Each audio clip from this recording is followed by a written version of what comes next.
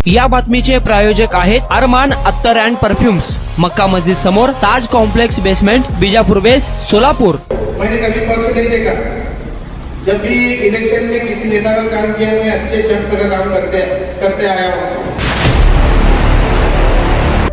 अब लोग आरोप भी करते हैं कि चैनल एमआईएम का बोलकर, ऐसा कुछ नहीं है। एमआईएम का नाम आते ही बाबा मिस्त्री बोलते कि जातिवाद पक्ष है बोलकर। मुझे लगता है एमआईएम को मैं जातिवाद पक्ष नहीं मानता। मैं क्या मुस्लिम समाज की आवाज को बुलंद करने वाला पक्ष है, वो एक अच्छा पक्ष है। मेरा विरोध है बीजेपी का विरोध है मेरा। अभी ये तीसरी आघाड़ी बनी है संभाजी राजे, और उसका विरोध मैं इसलिए करता हूँ। तो बाबा मिस्त्री क्या बताया, बाबा मिस्त्री अब तुम पीछे हटो, पार्टी में मुझे दो।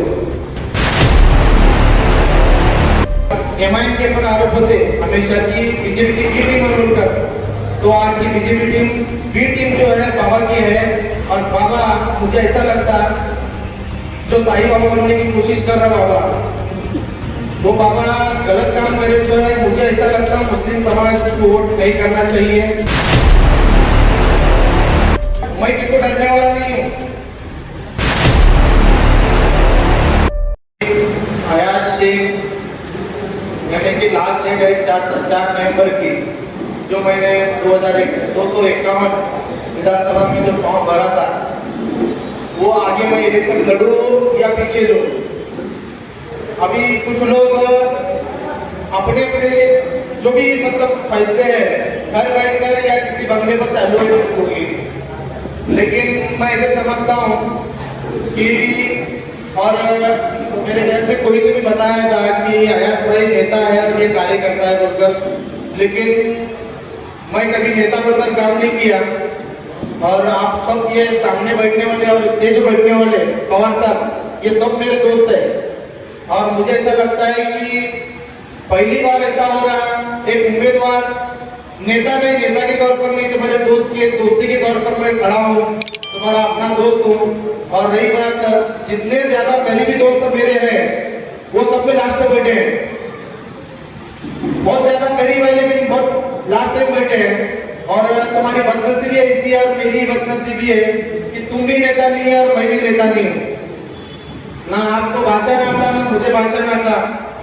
अब बदनसीबी है तुम्हारी और हमारी। अब मैं ये बताना जरूरी समझूंगा कि इलेक्शन को खड़ा होने का जो मैंने फैसला लिया, मैंने पूरे लाइफ में हमेशा से इलेक्शन में किसी ना किसी अच्छे इंसान को मैंने कभी पक्ष नहीं देखा। जब भी इलेक्शन में किसी नेता का काम किया, मैं अच्छे शख्स का काम करते आया हूँ।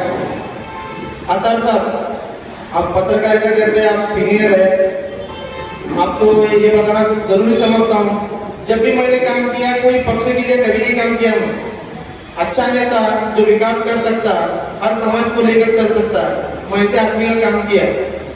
लेकिन मेरे सामने कुछ लोग ऐसा प्रस्ताव लेकर है कि जैसे कि फारूक भाई शाब्दी एमआईएम, अब लोग आरोप भी करते हैं कि चैनल एमआईएम का है बोलकर, ऐसा कुछ नहीं है। तो ये मेरे अच्छे क्लोज संबंध है। क्लोज संबंध रहने की वजह से कुछ करीबी लोग मेरे ये बताए कि मेरे को तेरे अच्छे संबंध रहे तो कुछ फायदा कर ले। अभी दक्षिण का कुछ समीकरण ऐसा लग रहा था कि यहाँ पर लड़ने के लिए बाबा मिस्त्री के अलावा कोई नहीं थे। बाबा मिस्त्री यहाँ पे इच्छुक थे कांग्रेस से, और अनुमान ऐसा लग रहा था कि कांग्रेस की टिकट नहीं मिलेगी बाबा मिस्त्री को। तो बाबा मिस्त्री को टिकट नहीं मिलने के बाद तो बाबा मिस्त्री का निर्णय क्या रहेगा। तो हमने जब बाबा मिस्त्री को क्रॉस पूछा यानी कि मीडिया के माध्यम से भी, मतलब जहाँ भी क्वेश्चन हुआ, तो बाबा मिस्त्री ने कहा कि पक्ष मुझे टिकट देगा और मुझे पूरा विश्वास है और मैं कांग्रेस से ही लड़ूंगा।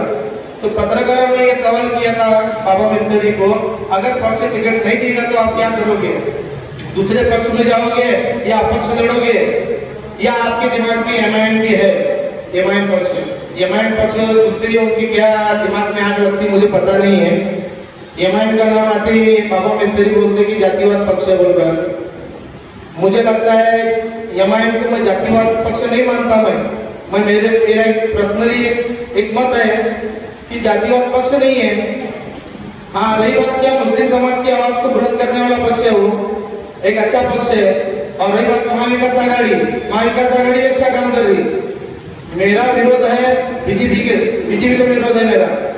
और तीसरी आघाड़ी जो बनी है, अभी जो तीसरी आघाड़ी बनी है संभाजी राजे, और उसका विरोध मैं इसलिए करता हूँ, हाल ही में तकरीबन मेरे ख्याल से 4-5 महीने पहले विशालगढ़ के अंदर मस्जिद पर जो हमला हुआ था, और मैं ये छाती ठोक कर बोल रहा हूँ, वो घटना बुरी थी और गलत थी। वो घटना मस्जिद पर हमला जो किया था, ये तीसरी आघाड़ी कोच आघाड़ी है। और मेरे को ये अफसोस बोलना पड़ रहा है कि बाबा मिस्त्री वो आघाड़ी के साथ चल रहे।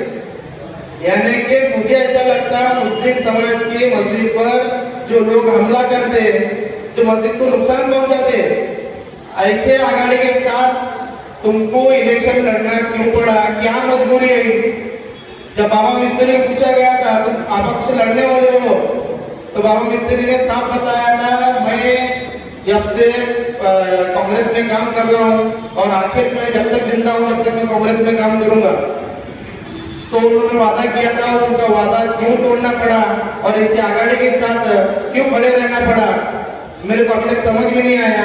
अब बाबा मिस्त्री की मेरी बात हो गई, मैं आपके सामने क्लियर करना चाहता हूँ, बाबा मिस्त्री की मेरी बात हुई, बाबा मिस्त्री मेरे को पता है और बाबा मिस्त्री मेरे बड़े भाई है, मैं रिस्पेक्ट करता हूँ कि, लेकिन उन्होंने मेरे को बताते मैं ये बताया कि आयास पीछे ले सकते क्या, पीछे लोग बोलकर बोले। तो मैं क्या बताया बाबा मिस्त्री को, बाबा मिस्त्री आप पीछे लो और मुझे पार्टी में जाहिर करो।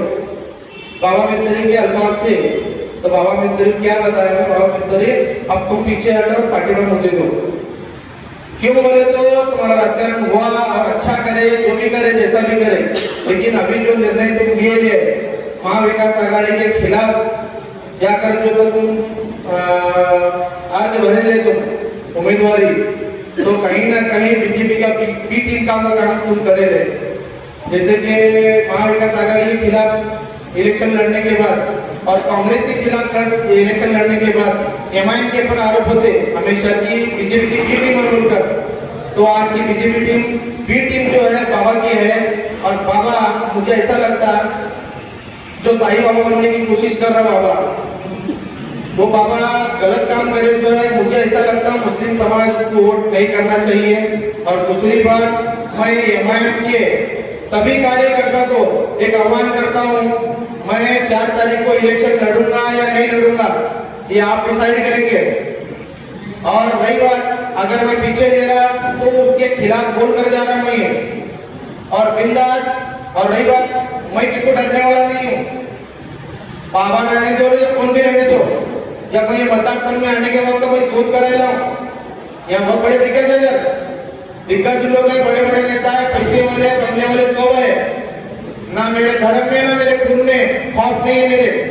जब मैं जो भी निर्णय ले रहा हूँ सोच समझ कर ले रहा हूँ। और याद रखो, हाँ इलेक्शन लड़ते वक्त मैं मेरे ताकत से लड़ूंगा, लेकिन जितना जिताना है या मेरे को हराना है आपके हाथ में है, मेरी ताकत तुम है। हाँ रही बात मेरी औकात माफी देंगी कि आमदार की औकात अयाज शेख रखता है या नहीं, मेरी औकात तुम है, ये वोटर है। मैं क्यों बोले तो ये औकात माफने वाले जो लोग हैं ना, इनकी औकात तुम्हारी वजह से बनी है। जब तुम वोट करते ना तब इनकी औकात बनती, और रही बात मेरी भी औकात बन सकती, ये आपके हाथ में है। और ये डिसीजन जो भी रहेगा ये आगे लेंगे अपन। तो मुझे ऐसा लगता है बाबा मिस्त्री को जब बात किया मैं, तो बाबा मिस्त्री बोले मेरे को दिल बड़ा करने के लिए, तो मैं बाबा मिस्त्री को क्लियर बताया हूँ तुमको पीछे हटना है और मेरे को पार्टी मत देना है। और अभी भी ये सोशल मीडिया के माध्यम से हो, चैनल पत्रकारों आपके सबके माध्यम से मैं बात कर रहा हूँ और सबको बता रहा, बिंदास अगर तुम्हारे में दम है, अगर आप पत्रकारिता करते बाबा को सवाल करो, ये बात तुम जो धोखा दिए महाविकास आघाड़ी को, कांग्रेस को बंडखोरी करे, ये किसके कहने पर करेंगे तुम्हारा निर्णय बदला कहीं को। और रही बात बाबा मिस्त्री को मैं बताया था, फारूक शाब्दी को टिकट मेरे को मत दो, सुलह करने के तौर पर तुम क्या करो, ये बाबा मिस्त्री को टिकट दो, एमआईएम का टिकट दे दो। बाबा मिस्त्री दक्षिण से लड़ेंगे, तुम मध्य से लड़ो, बाबा मिस्त्री भी आमदार बनेगा और तुम भी बनो। ये मेरे तरफ से था प्रस्ताव। और ये दिल जो बड़ा किया था वो मेरे को कोई सिखाया नहीं, मैं अच्छा और बुरा समझता काम करते वक्त। तो मेरे को ऐसा लगा कि वो एमआईएम की तरफ से अगर कांग्रेस टिकट नहीं भी दे रही, ठीक अच्छी बात है, एमआईएम से लड़ो, तुम आमदार बनते ना। अरे तीसरी आघाड़ी से बन रहे तुम, जो लोग मस्जिद को नुकसान पहुंचे वैसे आघाड़ी के साथ तुम आगे फिरते टिकट लेकर, तो मतलब तुमको वोट किसके मिलने वाले हैं? मेरे को नहीं लगता मुस्लिम समाज बाबा मिस्त्री को वोट करने वाला है। और रही बात जो मुस्लिम समाज के अंदर समाज के नाम पर, जमात के नाम पर, पक्ष के नाम पर जो वोट डिवाइड है, यानी कि एमआईएम, कांग्रेस, राष्ट्रवादी, हर तरफ मुस्लिम समाज है, तो मैं ऐसा समझता मस्जिद का जब मसला आएगा ऐसे आदमी को वोट नहीं करना चाहिए। मेरे को जात का राजकारण करना आता नहीं। और रही बात अगर जातिवाद का काम करने वाले जो भी लोग रहेंगे उसके खिलाफ हमेशा रहूंगा, वो मुसलमान रहने दो या हिंदू रहने दो, इसके खिलाफ हमेशा रहूंगा मैं। और आज मैं इलेक्शन जीतने को तुम्हारे पूरे वोट लेने के लिए नहीं आया मैं जो आज बोल रहा याद रखो बात, आज 2 तारीख है, कल 3 तारीख है, परसों 4 है, हो सकता तुम्हारे निर्णय से मैं बाहर भी जाऊंगा, मेरे को कुछ प्रॉब्लम नहीं है। और मेरी सेटिंग सिर्फ तुम्हारे साथ हो सकती है, किसी के बंगले पर होने वाली नहीं है, ये वादा कर रहा हूं मैं किधर जाने वाला नहीं हूँ, किसी साथ सेटिंग करने वाला नहीं, ना टिकट, ना कुर्सी, ना पैसे किसी बिकने वाला हूँ। हाँ तुम कुछ होगा इधर तो तुम्हारे और मेरे बीच में होगा, और तुम निर्णय लो, जहां से आया तो उधर जाता मैं। बस मेरा बोलना ये है, बाबा मिस्त्री को सवाल करो, अगर बाबा मिस्त्री चाहते मुस्लिम समाज के वोट लेना, वो हक उनका खत्म हुआ है। तुम तीसरी आघाड़ी के साथ गए, ये विषय खत्म हुआ। राजकीय वोट होने का तुम्हारे को, तो तुम्हारे पास कांग्रेस थी, कांग्रेस का बंडखोरी करे तुम, बंडखोरी करने के बाद कांग्रेस के कट्टर कार्यकर्ता तुमको वोट करने वाले नहीं है, और मुझे नहीं लगता कांग्रेस की कट्टर कार्यकर्ताओं को वोट करना चाहिए। और बची बात एमआईएम की, ठीक है अच्छी बात है, एमआईएम के लोग तुमको वोट करेंगे, आप क्या करो प्रेस कॉन्फ्रेंस लो, प्रेस कॉन्फ्रेंस देकर ये बताओ कि असद ओवैसी के काम को सलाम करो, असद ओवैसी मुस्लिम समाज के प्रश्न को उठाते हैं, दलित समाज के प्रश्न को उठाते हैं, हर समाज को लेकर चलते हैं, सेक्युलर पार्टी बनकर गवाही दो। तो एमआईएम के जो लोग हैं, मैं पूरी मुस्लिम की बात नहीं कर रहा, हर जगह ऐसा होता है कि कौम की बात करते वोट लेकर जाते, मैं कौम की बात नहीं कर रहा। एक गट्टा जो एमआईएम के वोट है, अगर एमआईएम के वोट लेना चाहते असद ओवैसी को सलाम करना पड़ेगा तुमको, और क्या बोलना पड़ेगा, एमआईएम सेक्युलर पार्टी है बोलकर गवाही देना पड़ेगा। और ये गवाही देने के बाद डेलीगेशन देना पड़ेगा तुमको। एमआईएम जातिवाद पक्ष आज तक तुम कई को बोलते हैं, किसका सुनकर बोले, सुशील कुमार शिंदे साहब तुमको बोलते थे क्या, परिणीति शिंदे तुम्हारे को बोलती थी कि ये पक्ष को जातिवाद बोलो। मेरा आरोप परिणीति शिंदे पर नहीं है, सुशील कुमार शिंदे पर नहीं है, इनके लीडर, इनके किसके अंडर में काम करे, बाबा मिस्त्री इनके लीडर के अंडर में काम करे ले, तो तुम गवाही दो। और क्यों दो मालूम है, सुशील कुमार शिंदे साहब से तुम बड़े नहीं है। सुशील कुमार शिंदे साहब जब बोले भगवा आतंक बोलकर बोले, आतंकवाद बोलकर जब शब्द वापरे, तो आज के एक वक्त था भगवा आतंकवाद बोलकर कमेंट करे, मतलब एक स्पीच में बोले थे शिंदे साहब, जब उनको लगा कि ये मैं गलत बोला बोलकर, क्यों गलत लगा मेरे को नहीं मालूम, लेकिन गलत लगा शिंदे साहब को। गलत लगने के बाद शिंदे साहब मीडिया के सामने ओपन बताए कि मैं जो शब्द वापरा था हिंदू आतंकवाद, वो शब्द मैं पीछे लेता, बराबर ना अदर साहब, ये गलत बोला था, मैं गलती को एक्सेप्ट करे, वो गलती को एक्सेप्ट भी करे, और ये भी बताए कि उनको बोलने कौन लगाई थी। तो बाबा मिस्त्री को ये बताना पड़ेगा, तुमको एमआईएम को जातिवाद पक्ष बोलने के लिए कोई मजबूर करता था क्या, तुम्हारी खुद की मानसिकता ऐसी है। अगर अब परसों मेरी बात हुई थी, बात होने के वक्त बाबा मिस्त्री क्लियर बताइए पक्ष मुझे पसंद नहीं है, मैं बाबा मिस्त्री क्या बताया, बाबा मिस्त्री मेरे को आमदार बनने का नहीं है, ऐसा निर्णय क्यों लिया तुम करने का था, एमआईएम से बैठने का, मेरा टिकट लेकर जीत सकते ना तुम, मैं मैं बाबा मिस्त्री से छोटा हूँ, उम्र में भी छोटा हूँ, राजकारण में भी छोटा हूँ। मैं कभी पहला कदम डाला, मैं उम्मीदवार बोलकर, आप है ना पहले से, तो एमआई तो तुम नहीं बन सकते थे क्या? जीतना नहीं है तुमको, हारना क्यों है तुम्हारे को? और किसको हराना है तुमको? क्या मकसद है तुम्हारा? ये मीडिया सवाल पूछने को ना, और ये जवाब बाबा मिस्त्री देने को ना। और रही बात, अगर उत्तर में जवाब सवाल जो कर रहा मैं सीधा मीडिया के सामने क्लियर बता रहा, सवाल जो किया उसका जवाब होना। अगर दूसरे तरीके पर रहेंगे तो मैंने बहुत तरीके, फिर मैं पूरा पत्रकार भी नहीं, पूरा नेता भी नहीं हूँ, बाकी सब आता मेरे को। और तुम जो बोलते ना मैं वो करता भी, ये बात ओपन बता रहा। और रही बात, बाबा मिस्त्री को पूछो।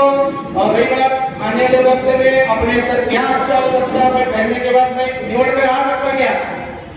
और रही बात हिम्मत की, हिम्मत बोले मेरे पास, अल्हम्दुलिल्लाह अल्लाह का ऐसा नहीं, हिम्मत बोल तो मैं डरता नहीं किसको, मेरे को तुम्हारी हिम्मत नहीं करता है। बात क्या मालूम क्या, ना तुम नेता है ना मैं नेता है, परेशानी ये है ना मेरे पास पैसा है ना तुम्हारे पास पैसा है, करना ही कैसा भी। अब लोग तो बोल रहे सफर बहुत बड़ा है, टाकड़ी की तरह कैसे जाता बोल रहे, जाने वाला कैसा? पैसे तो लेके सो भी है, मीटिंग भी हुई है, पैसा भी लेकर गए, घर नहीं गए, टिकट लेकर आए।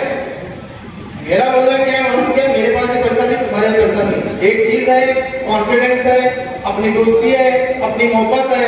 और रही बात विचार ऐसे है विकास के, मेरे को नहीं मालूम है, मैं कौन सा वादा करने वाला नहीं हूँ, मैं ये करता मैं वो करता, मेरे को नहीं आता बोलने को।